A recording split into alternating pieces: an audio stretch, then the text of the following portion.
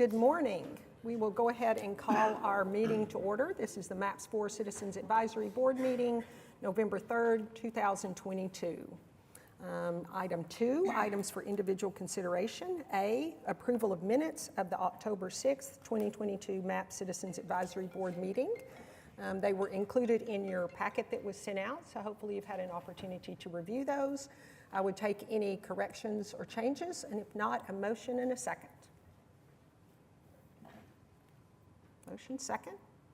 Please cast your vote. All right, it looks like our system's working this morning. Yay. Yeah. Okay, motion passes. Thank you. Moving on to item B, approval of the MAPS 4 Citizens Advisory Board meeting 2023 meeting schedule. Madam Chair, this is really just a housekeeping thing that we have to do every year with these boards. We're required to post a schedule, so it's a routine item. Okay. Any questions on the meeting schedule? Okay. If not, I take a motion in a second and vote. Thank you.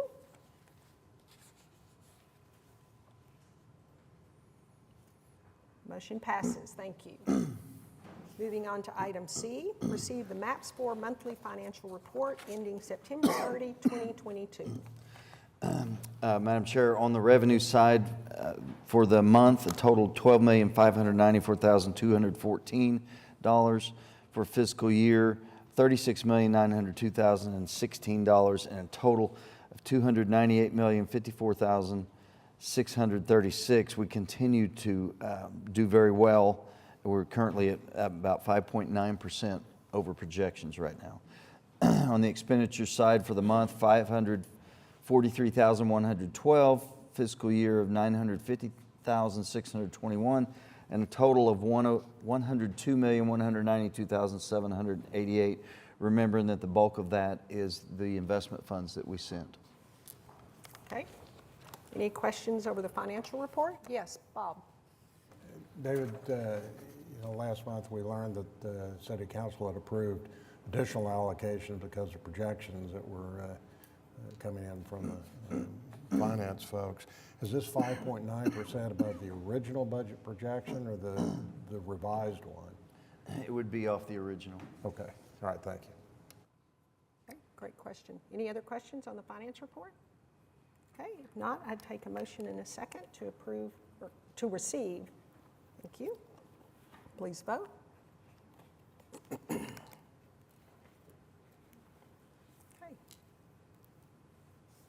Okay, the motion passes. Thank you.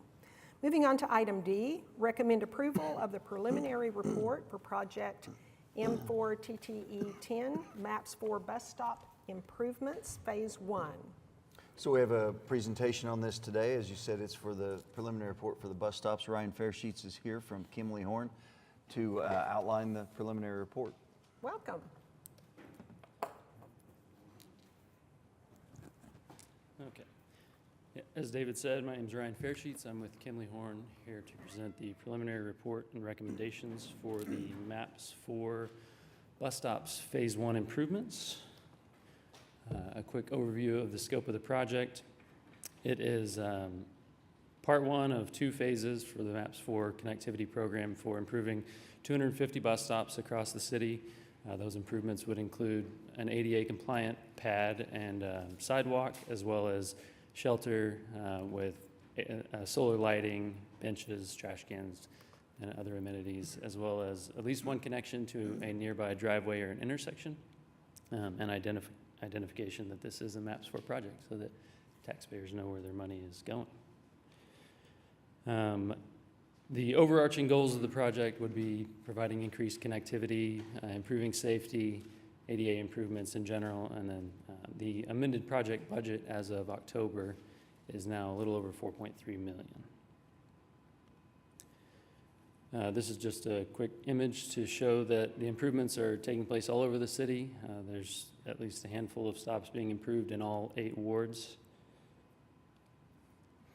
The minimum bus stop provisions, as you see here, this is just the basics of what would be provided at every improved stop, which would be, like I said, the ADA compliant pad and sidewalk, the shelter and other amenities, and then a connection to at least one nearby driveway. This is a detail that was provided by one of the city's typical manufacturers of the standard shelter, and the reason I show it is primarily just to demonstrate that it isn't some heavy-duty construction. It's basically just a concrete sidewalk where they would bolt the structure to it. The sidewalk would be thickened slightly where they bolted in just because of the embedment depth, but in general it is just a sidewalk construction. This is just a couple of images of currently installed shelters just to demonstrate the finished product for the most part, with the exception of the pads in these instances, but the shelter itself, the trash can, the bench, and the lighting. As part of this project, we're also developing a series of standard details to make the bidding and the construction of the project for a contractor easier. A couple shown here is the type A is just your typical, what you'd find at most of the bus stops. It's a 12 by 25 concrete pad with the shelter and the trash can, and then whatever necessary connections to the surrounding sidewalks.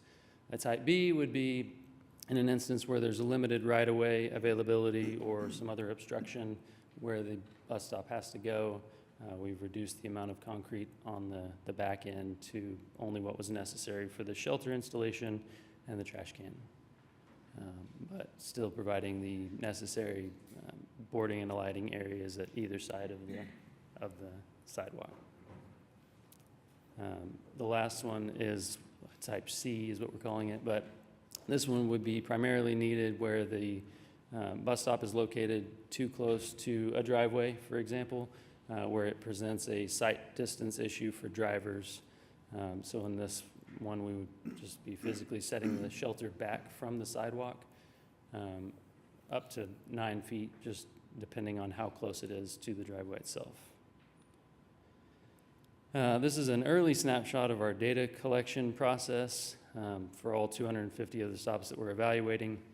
The amount of data that we're collecting at this point has gotten so wide that it wouldn't even fit on a PowerPoint slide, so I thought an early snippet would be sufficient.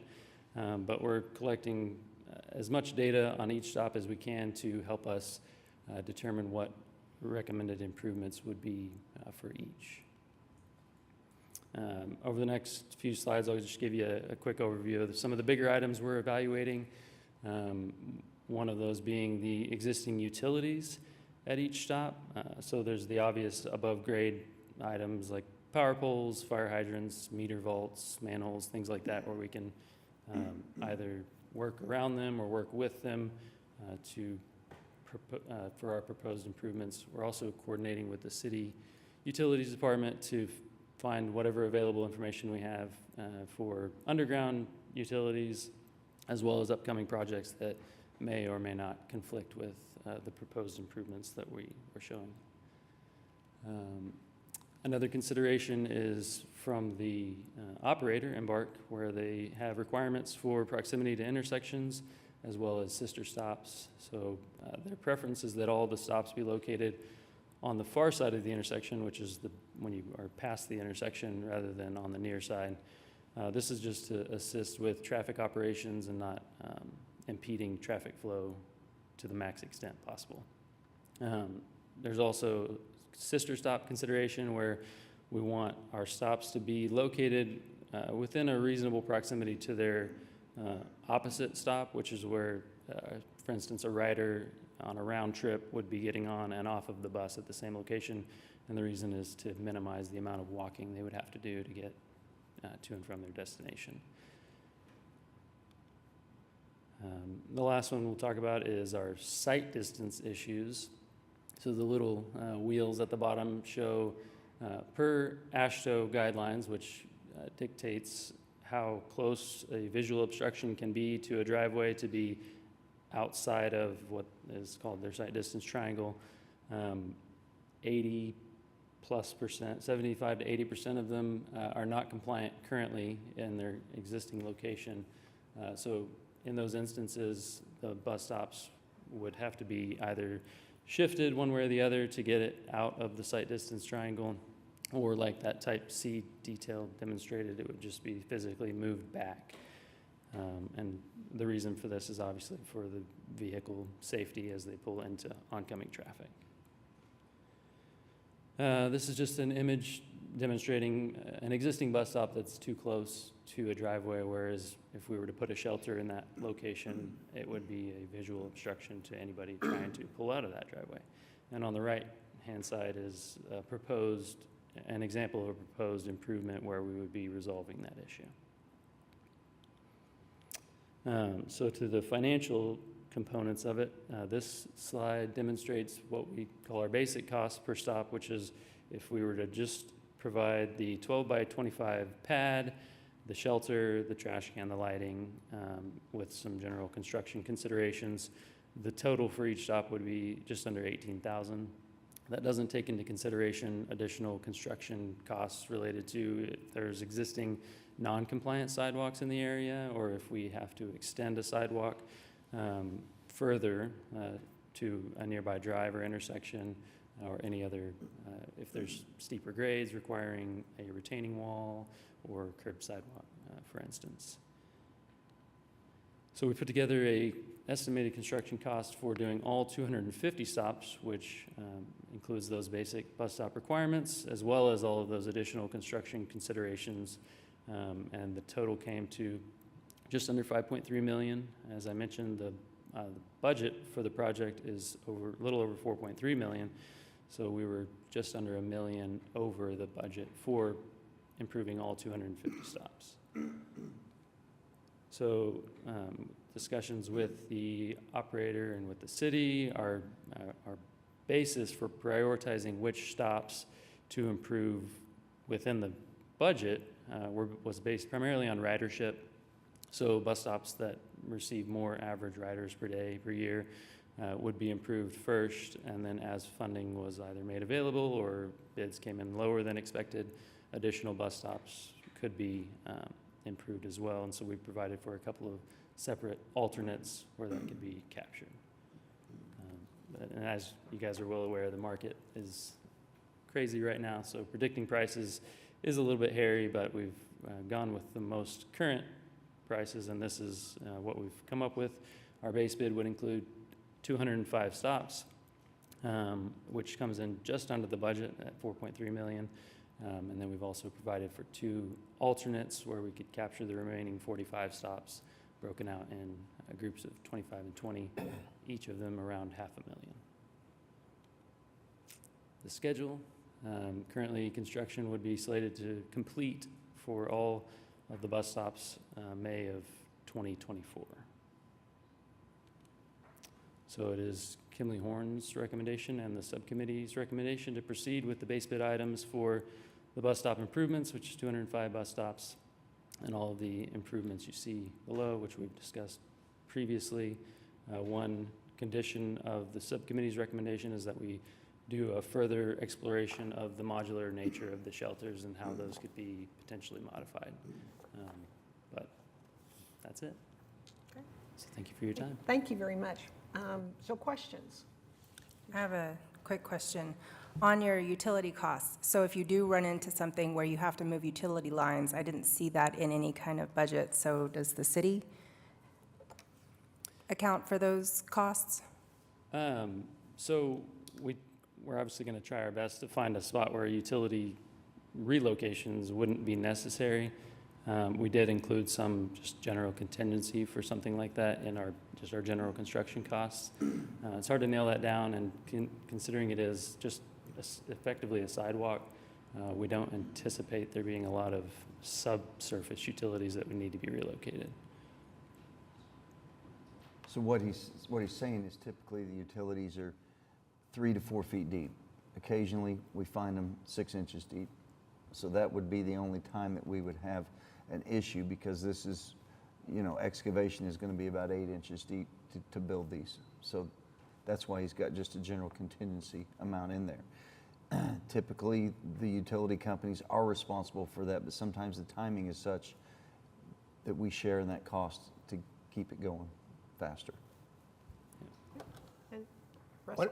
One of the questions, one of the areas of concern that the committee had was the non-located advertising on the bus stops. They're off-premise advertising. We have kind of come to the conclusion that perhaps we should look at that relationship between Tyler and the bus stops. One of the things that we were concerned about is the line of sight construction is basically required by the signage. So the signage drives up our cost to build the bus stops. On the other side, Embark gets a great maintenance program and they get revenue from it. So if we look at not allowing 1,000 new advertising faces in this city, off-premise advertising faces in this city, I think we'll do a better job with the bus stops. And that was our concern with the modular nature of the bus stop.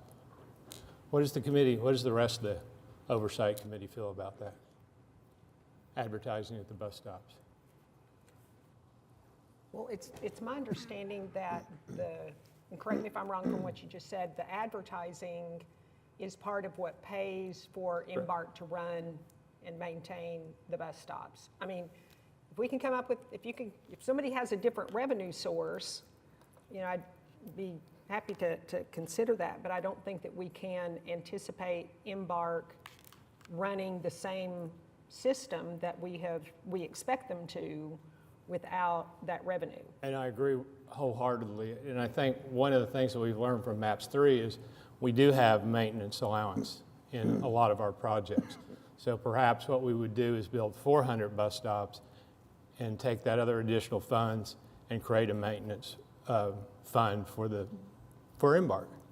So right now the city is working very hard to limit signage and advertising, and for the city to authorize 1,000 advertising faces in residential neighborhoods, multiple faces at intersections, it's just not a long-term improvement to the city, I don't think. Okay, I'm confused. So you said 400 new bus stops. I think what was presented was 205. Ultimately, During phase 1 and phase 2. phase 1 and Okay, phase 2. okay, got it, okay. So So are you suggesting limiting the number of bus stops? perhaps we've got to replace the lost revenue for Embark. Right, So a maintenance fund like we've done with the beautification committee, our beautification, we have $5 million maintenance fee. We can do away with those advertising signs. And if you notice, most of those were space holders that he showed. They weren't even actual advertisers. So as far as the effectiveness of those for the future of the city, I think it's better without those. And I think that was Daisy backed me up, or not backed me up, but is that the feeling you got from the committee? It was a consensus between the committee members, subcommittee members. Yeah. and the consensus was, okay, so, but where is that money coming from? Where would the additional money come from? That'd be Right. up to the city council. They'd have to decide that. But I think that, there's opportunity maybe to keep it within the project and limit the number of bus stops.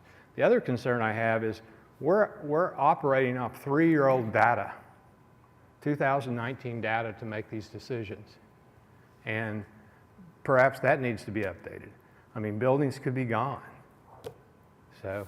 Well, I think that that's an ongoing issue. That changes daily if you want to talk about, the ridership in certain spots. But I think that they're working off of the latest data and off of trends.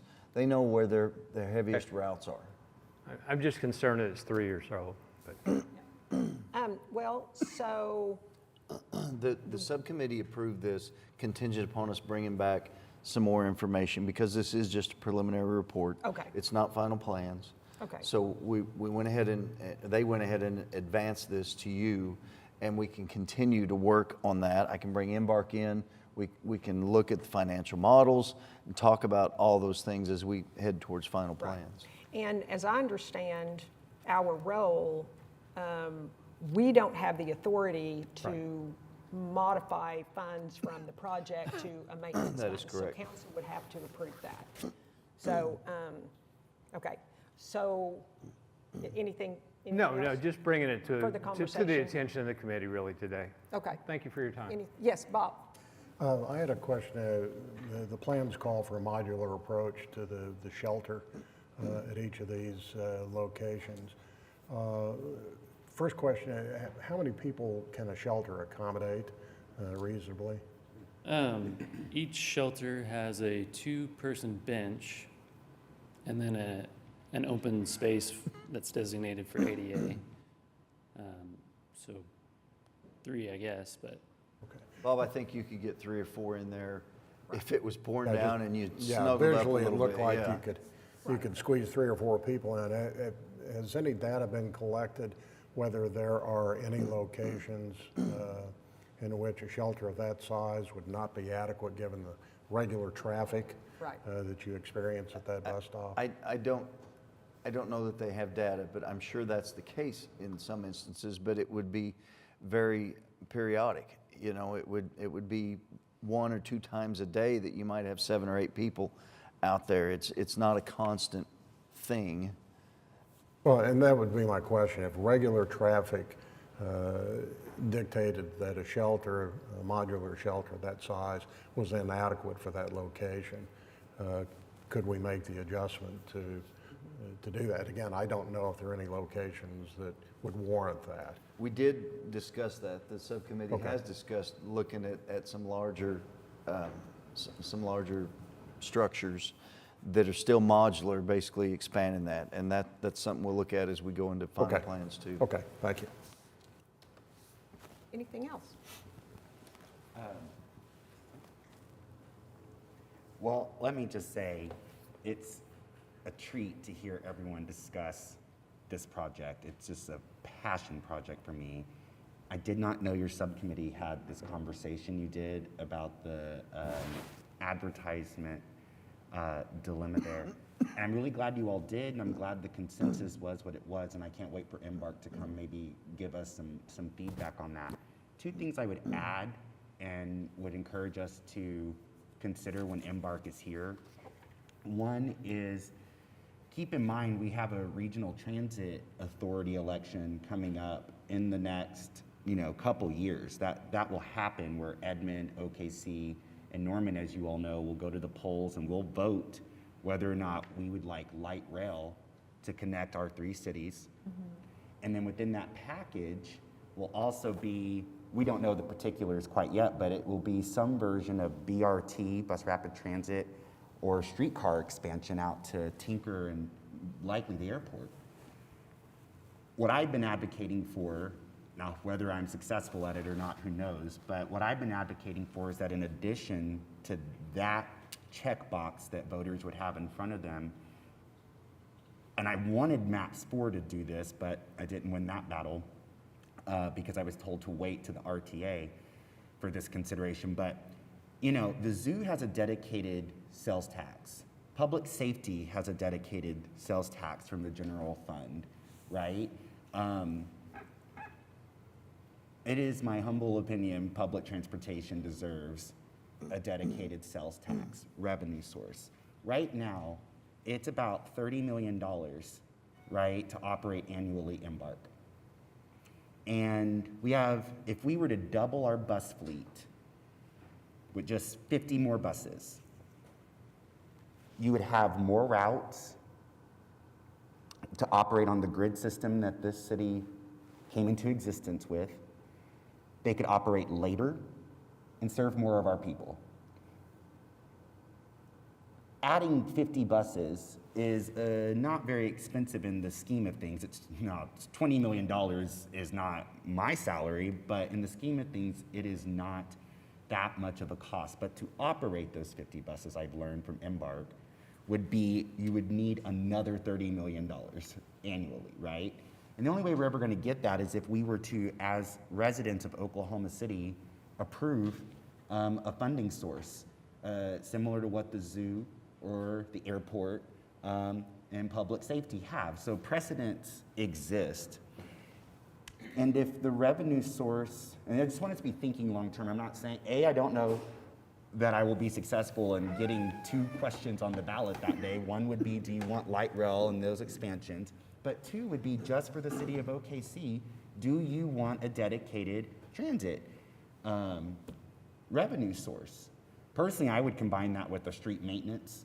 I just say that your streets, you're talking about moving things on your streets and keeping your streets in good condition, and that includes the buses moving on those streets. If voters got to check that box that day and they said yes, it would help with this revenue question. Y'all might, I hope that does not sound so pie in the sky. It is something that I have spent since 2015, since Cornett put me on COPPA. I've spent 7 years researching this and thinking about it. And this is the best solution that I've learned. So when Embark's here, ask every single question you can of them about what I have just said.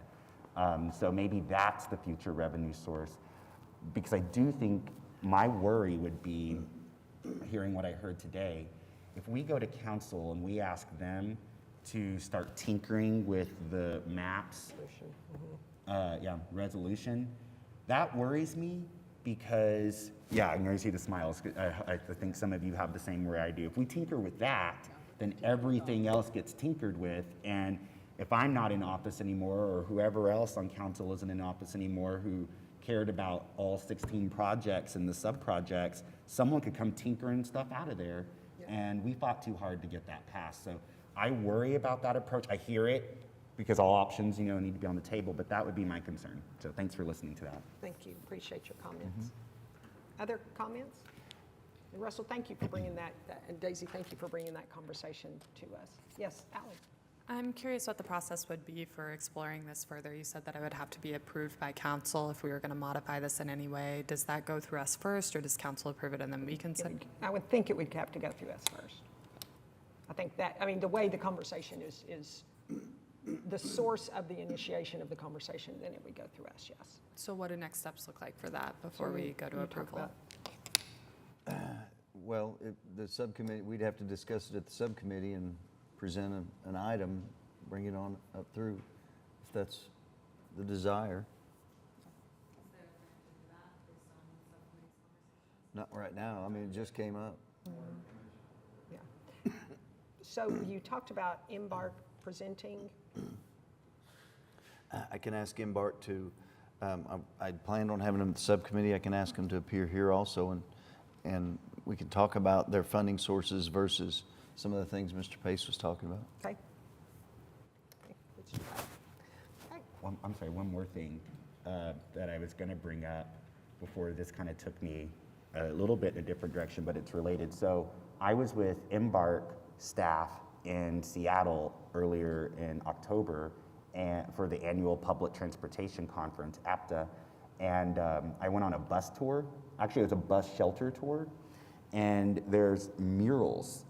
It's a mural project that they've done. I tagged Maps on Instagram on it, but they have different pieces of art that tell the story of the neighborhood or the residents. Yeah.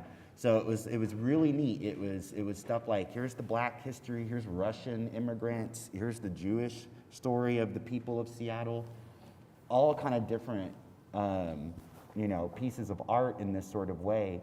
And do we know yet if the 1% for public art with Maps 4 would have any relationship to these shelters? No, it doesn't with this project. Existential scream into the void. Can I just speak that into existence and start figuring out how we can make something happen? We're going to miss an opportunity here. I don't know. From my perspective, we've got to figure out the revenue piece first. Yes, that's important. And then once we figure that out, then we can dream about what we want that space to look like. I hear you. So, any other questions or comments? Okay. If not, I would take a motion in a second to recommend approval of the preliminary report. Please cast your votes.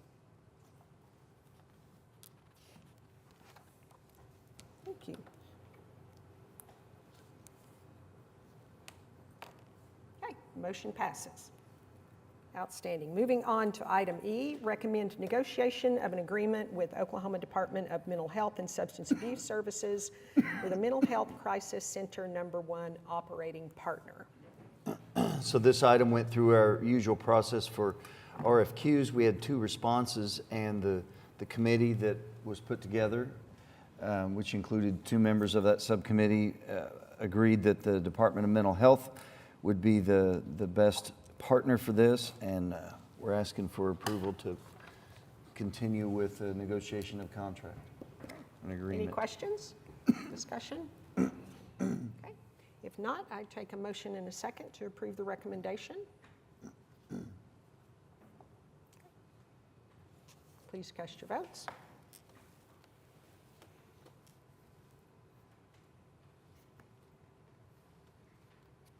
Okay.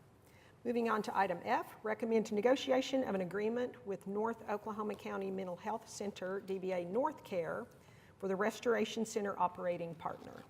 Similarly, same process.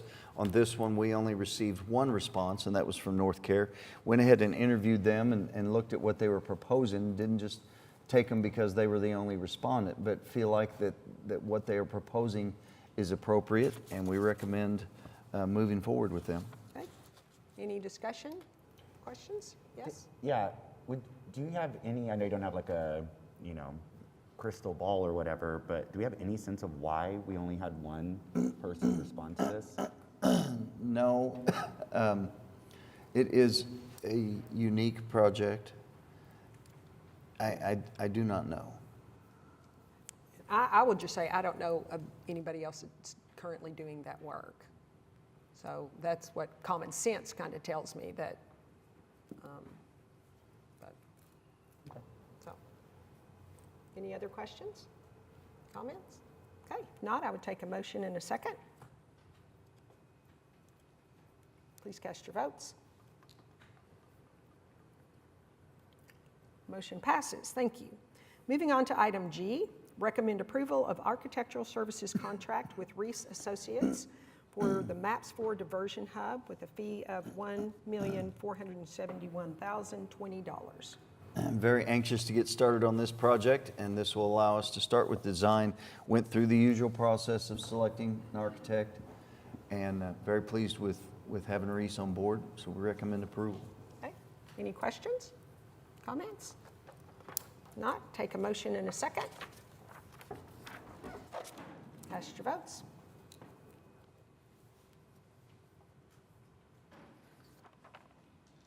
Motion passes, thank you. Item H, recommend approval of engineering services contract with TEIM Design for the MAPS 4 Park Enhancements, Public Space Transformation, River Phases 1, 2, 3, and 4 for a fee of $261,290. So this is the projects that's within the parks piece of MAPS 4. It's for a bridge, and it's for a low water dam near the First Americans Museum in that area. Again, interviews were done, and we recommend team design with this contract. Now, this is just the first phase of that so that we can do some of the studies that are necessary.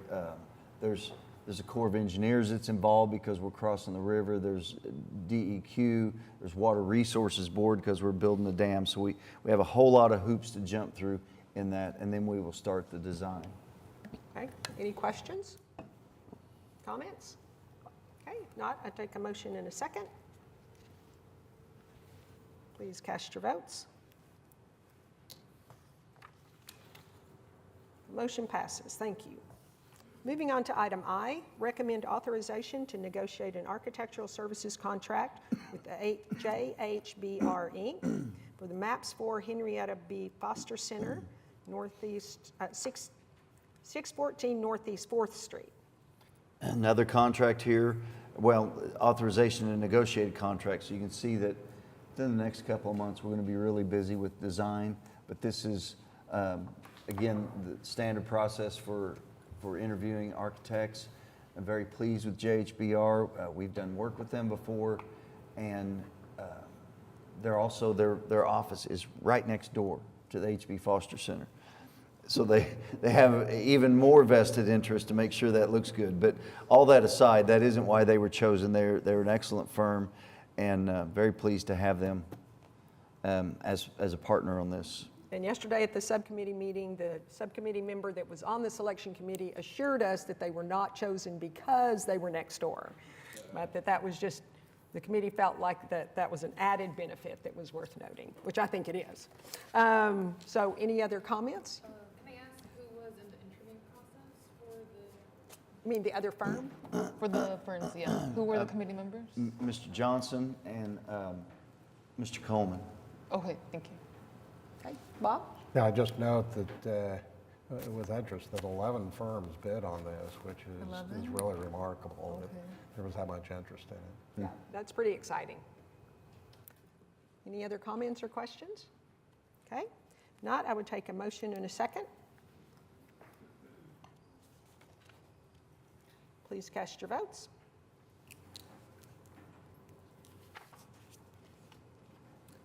Motion passes, thank you. Moving on to item J, recommend approval of ratifying and approving addenda numbers 1, 2, and 3 for the MAPS 4 Fairgrounds Coliseum, awarding contract to Flintco, base bid only, of $126,476,000, and approving contract and bonds. So this is the award of contract for the Coliseum construction. Todd Gralla from Populous is here today to go through the project and describe the situation. Morning, Ms. Rose, Mr. Todd, committee members. Todd Gralla, Populous. I'm a principal and director of the Oklahoma office here. The Oklahoma State Fair Coliseum project is one that has probably one of the longer lifespans as any of your projects had. So I want to start by going through a brief timeline of kind of where we've been with this project up to the bid date. First of all, starting in way back in 2018 when the project was originally a public works project. We began the design process primarily working with public works staff as well as the Oklahoma State Fair Inc. management team to develop the project. We were a 3-level project, as you might remember at that time, 3 levels, the event level, main bowl, and an upper deck of seating with about a 10,000 seat capacity. Now, our original contract was with MAPS 3, and as we began the design work through the MAPS 3 contract, we immediately began looking at simplifying the design, the structure, and looking at some cost-cutting measures. As the project became officially part of MAPS 4 and a funding amount was announced for what that project would be granted, and given that there, of course, there's MAPS funding, plus there is some State Fair Inc. Hotel motel tax money going to this project. But once that amount was announced, we began going through a really significant redesign process to meet that budget. Our original budget anticipation for the project, including the connector, was about $120 million back in 2018. So when the original budget was announced for MAPS 4, we began a pretty robust redesign effort with MAP staff as well as Oklahoma State Fair Inc. management. We reduced the seating capacity to about 5,000. There's an additional 3,000 depending on event on the floor. We began looking at different structural systems, materiality, to really do the best job we could in giving the right size project to the community. Back also again in 2021, we went through an additional effort. We removed a little bit more square footage, simplified the structure, again, trying to do our best job in delivering the best project for the best value. Now, beginning in 2021, also in the summer, was when we entered the design development process. That's when we're really designing things in the building. The engineers are looking at systems, be that HVAC, lighting, and so on. So we're getting pretty detailed in the design. We had a budget or an estimate at that time of about $84 million and about $5 million in alternates, which was at that time well over the original MAPS 4 budget. And this is a third-party estimate. This was done by White Associates, which is Oklahoma City-based firm, which is we trust and is trusted here. So at this time, we know that the market here was going through about a 17 to 20% cost inflation rate. So an annual rate of cost inflation in construction here in Oklahoma City. So we proceeded through design, and later in the summer of this year, when we were about 90% through construction documents, we again had estimates from both White and GE Johnson. GE Johnson is the cost estimator provided by ADG through their consulting contract. Now those estimates came in at roughly $103.5 and $105.5 million. And that's only a 2% deviation between those two estimates, which when we're getting our third-party estimates is really remarkably close for a project of this scale. So at this point, we feel very comfortable that the project scale, program, and cost is on target. And I'd like to remind you also that when our estimators are doing these estimates, they're not estimating based on what would it cost that day they're estimating it, right? They're looking forward to anticipating when the bid date is and also when they believe that the contractor may be procuring items in that construction phase, particularly for a project of this scale, because we're dealing with a 2-year or longer construction time. So they're really looking forward. So skip forward a little bit. We know that the costs are continuing to increase. We're continuing to see things in the global market that impact cost of energy, transportation. So we have our pre-bid meeting last month. It's a very typical pre-bid meeting. The room is full. We have a lot of general contractors, a lot of subcontractors there. And immediately following our initial presentation of the project, a subcontractor raises the issue that he is unable to bid on his subcontract element of the project because he's unable to procure the items required for the project in the project timeline. In other words, he can't get the materials soon enough to build the project in the timeline that we had set forward, which was a very typical about 20-month timeline for construction. So with that, essentially the entire room of contractors and subcontractors basically reached a quorum and said, well, we can't get our material either. We're very concerned about that as well. We don't plan to bid because of that same reason. That's immediately a concern to us. Is the last thing we want to do is to reduce the bidding pool. So we stopped the meeting. We had a meeting with the MAP staff and decided that our best course of action would be to provide more construction duration time. So we held a new pre-bid meeting. Again, a lot of the subcontractors didn't show up, but all the contractors did. We had a very good pre-bid meeting, and then we went through our normal 30, 45-day bidding process. At this time, we're still dealing with a lot of unknown factors related to inflation. We had a hurricane. We have a new issue of a potential diesel fuel shortage. The hits kind of just keep coming for us, right? So in October, we have our bidding, and our base bids are Flintco at $126.5 million, basically, or $126,476,000. A base bid for Timberlake of $127,500,000. Now those bids are amazingly close. 1% deviation on those base bids. That's great, but what it's telling us is that the bidding pool, particularly of the subcontractors that were bidding this project, was amazingly small. And we don't know exactly who they are. We don't have that information at this time, but it's very possible they are all the same bidders. It's just pretty remarkable that on a project of this scale, it's 1%. So when we look at how we currently sit with our budget on this project, our current budget, which includes just over $5 million in non-MAPS funding already is 103,281, 824. The base bid from Flintco was 126,476. So we have a current deficit of just over 23 million on this project. So moving forward, non-MAPS funds required would be about 28,344,000.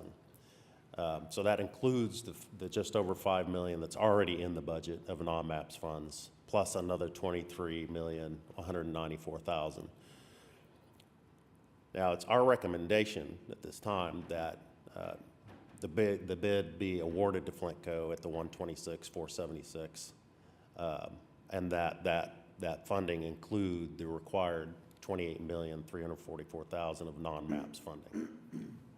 And I do have some other information, if I could, that I'd like to talk about a little bit, because I think that what we're experiencing here is going to probably impact other projects you have as well. There are a couple of really key things that we need to acknowledge here. Construction cost factors. Inflation is really big. Now, we have seen a little less inflation on materials here in our Oklahoma City market than we have nationally. It's been from 20 to 40%, where nationally it's just been over 40% roughly. Our labor, though, is a little bit higher inflation in Oklahoma City. So we look at materials, we're up 31.6% on general construction materials, and steel is very high. So things that are requiring a lot of energy, in other words, fuel to produce or transport, so things like steel, anything that's a petroleum-based product like roofing membranes are escalating quite rapidly right now. Another thing we're dealing with is supply chain issues. Everything that goes into our projects is generally coming from somewhere else around the country, possibly around the world. So when we look at something like a roofing membrane, for example, which our project does have a lot of TPO roofing membrane, a lead time on that right now is up to a year, which is incredible. Roofing insulation, again, up to close to a year. So this is kind of where our contractors and subcontractors were coming from at our first pre-bid when they said, look, we love this project, we want to bid it, we cannot bid it because we can't meet your timeline. Other things are some of the global events we're obviously experiencing. We have a similar a form of war occurring in Ukraine. We have natural disasters occurring like the hurricane that hit Florida, which will have significant impact on us moving forward over the next few years. We also have a lot of ARPA-funded projects that have not even been designed yet that are going to be coming online in the next 2 to 5 years. And part of this, all of this, is why we believe that there's not going to be any near-term relief of construction prices, labor shortages, transportation issues. And that's why, going back to our bid slide, we make the recommendation that you move forward with approving the Flintco bid. Okay. Anything else? That's all. Okay. Bob, Kevin, thoughts? You can have your chance. Kevin told me yesterday he wasn't going to even show up today to have to deal with this. We, needless to say, had a very long discussion after Todd's presentation yesterday with the venue subcommittee. Not a pleasant task to confront this. Keep in mind that all of the design was done as part of MAPS 3 and approved all the way up through council for the design, and it's probably been value engineered as much as it possibly can. So if we start with the premise that that design is what it is and that's what we plan to build, and now we're, as MAPS 4 into the construction side of things, what do we do? Because as you've seen, the cost of construction has risen exponentially, even in the last few months. So the question is, do we proceed with this, with the escalated cost? If so, how do we get there, given the funding shortage that we have? And I described it yesterday, the committee is a Hobson's choice. I mean, we're this far along. It's essential that we build a new Coliseum at the fairgrounds. We talked before about how the Nordic Center is at the end of its useful life. It's over 50 years old now. It desperately needs to be replaced. The State Fair is extremely anxious about getting a Coliseum built in order to attract the events that they need and that are a huge revenue source for the city. So you kind of step back from it and say, we have no choice but to move forward with the Coliseum. There isn't any way really to redesign it and shorten it and go back all the way through the design process again and come up with something different, cut it down to a 2,500 seat Coliseum or something, just isn't practical. We've cut it down as much as is humanly possible to do. So we've got two bids that are very, very close and are recommending that we take the lower bid, as I think we're probably required by law to do, but confident that those bids are as accurate as possible. If we move ahead and approve awarding the contract to Flintco, we can at least do it with the confidence we're going to move forward with building an essential facility for the city. And we are locking Flintco in. This is a bid that if things get even worse than what they have been or are projected, it's Flintco that bites the bullet on that, not the city. We will have a fixed price contract, regardless what happens with material and labor costs delays, and we can even probably extend the construction time without any significant costs if that becomes necessary later on.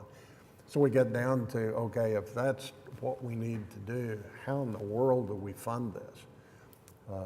And Mr. Todd has promised us that he would work his magic, and he believes that there are not any single source, but there are other sources of funds accessible to the city to make up that differential over the life of the construction of the project.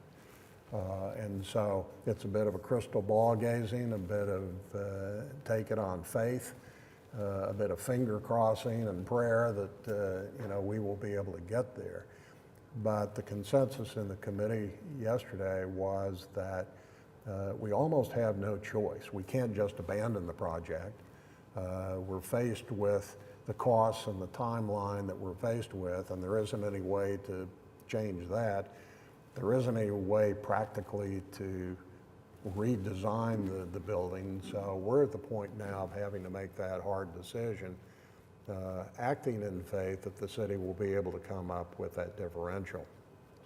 And I think the plan is, because if this is approved and council approves it, we would move forward with construction, and as needed, we may scrape some other MAP funds to pay for this ongoing project, because this project is much earlier than many other projects that aren't even yet in a design phase, and eventually replace those funds with these other sources of revenue, so that when all is said and done, we're not going to take any money from any other project. It'll all come from what's allocated to the Coliseum project, but at least we'll be able to move forward, get construction underway, and get the Coliseum built before the Nordic Center collapses. So, other than what we choose to collapse it when we demolish it after some of the work is done, or after the Coliseum is constructed. So, we have unanimously at the committee yesterday recommended that we approve this, again, with not a great deal of comfort that it's an easy decision to make, but we feel like it's a necessary decision to make. Thank you for that. Kevin? Yeah, let me just add one thing. The State Fair of Oklahoma is also participating in these funds, these shortfalls that we have. No other project has an operator that's doing that. but they've committed to bringing in at least $10.5 million towards the shortfall. And I think that's a huge deal to understand that, that's just a commitment just beyond Oklahoma City. I mean, this is the State Fair of Oklahoma, and that means a lot to everybody. And delaying the project any further, right now with the supply chain issues that are out there, I think, Todd, you said yesterday they were out as far as 18 months in some cases. To delay the project any longer could put us further behind the curve, and we don't know what that's going to be. We're in such an unsettled time right now. Yesterday was another indication of that when the Fed took another hit, or we all took another hit from the Fed. So this is going to be an issue that, for those that don't know, I am a banker, but we are forecasting some pretty tough times next year. And so getting this project off the ground as quick as possible, I still think is something we have to do. And I think that, the conversation we had yesterday, it was not comfortable, no doubt. And the recommendation doesn't come really comfortably, but it's a have to. Well, and I would just add to, it's absolutely a have to because it's in the resolution that the voters approved. We don't get to pick and choose what projects the voters approved and say we're going to do this and we're not going to do that. It's our job to figure out how. And it was both a MAPS 3 project and a MAPS 4, so we've committed to this project. Can you speak on why, like, the renderings of the buildings were funded through MAPS 3 and the construction on MAPS 4? Should we talk a little bit about that? Well, it was identified that this is so important of a project that needed to get it moving sooner than later, and we had significant funds within MAPS 3 in the fairgrounds pot of money or their group of money. We had money available that we could start that, and that was a desire that they knew they needed to get this going. As Bob said, the building's lived its life. The building is such a huge economic generator for the city, and they have contracts out there for events that need certainty, and they can't say maybe this and this, so they needed to guarantee them to keep them coming back so they didn't lose them. Okay, I just think it was kind of a shortfall, that split between, the design and knowing the time frame between MAPS 3 and MAPS 4. Like, there's going to be inflation, there's going to be X, Y, Z, and creating like a rendering that big kind of left a lot of shortfalls that we can't fund now. So we have to keep looking for additional funds. It started off even before MAPS 3 in Public Works as what would Fairgrounds like? What would be their dream project? And that's what they started with, hoping they could get funds, and then the funding came available through MAPS 4, and like all of our projects, we have to scale them back to budget. The problem with this project is you can't build 3/4 of an arena. You scale it back so far, and then that's it. If it's an office building, you can keep cutting and cutting and cutting, but that's where we are with this. We thought that we were where we needed to be. The MAPS office has a very good history of hitting budget numbers where they need to be, including $160 million convention center and all the other projects that we've had. But the circumstances that we have right now, it makes it extremely difficult, as Mr. Gralla was talking about, to hit these numbers. It's very difficult. Bob? Yeah, Daisy, just to add to that, I don't remember the exact timeline, but it was several years ago when the decision was made as part of the MAPS 3. It was the committee that I chaired on Fairgrounds. After we built the Bennett Center and got that done, we did have the excess funds, and the decision made years ago to go ahead and start on the design work on the Coliseum. And as Todd said, initially the design was much more grand than what we're winding up with now. And that even got cut back during the MAPS 3 stage. All of that started, and much of it was done before COVID hit, and before we started feeling the effects of the pandemic economically. So, I mean, there are some radical changes that have occurred in our economy since the decision was made to start doing the design, getting the design underway, and now having to figure out how to pay for the cost of construction. So I don't think anybody had that crystal ball back then that would know what we were facing in 2022 or 2023 or on down the years ahead. So it's sort of like we started down the Yellow Brick Road and we only have a choice of going to Oz or you can't go back. So that's where we are. But I would add, Bob, too, that to David's point, the Coliseum is such an economic impact driver for our city that even if we had known, we had to go down this path. We don't have a choice as a community. We have to replace the Coliseum because, frankly, it is very, very close to the end of its life and its ability to be used. So maybe we would have approached it differently, but I think this facility is just critically important for us. Any other thoughts, comments? The other thing I want to make sure is very clear that we haven't mentioned here is that MAPS 4 will fund this in total for about 7 months. So we have to encumber the entire amount by law whenever we do this contract. And some of the funds that we're looking at through other means may not be available till about July 1 of next year. So it will be totally funded till that point, but then it will be refunded and it will not delay or cause anything negative to any of the other projects because we don't have anything. We're bidding right now. We're in design phases. We might get those bus stops out about that time, maybe. But I want to make sure everybody understands that it's kind of a borrow situation, but it will be refunded. Thank you for that clarification. Any other questions? Comments? Okay. Thank you so much for your presentation. So, if there's nothing further, I would take a motion and a second on the recommendation. Please cast your votes when it comes up. There we go.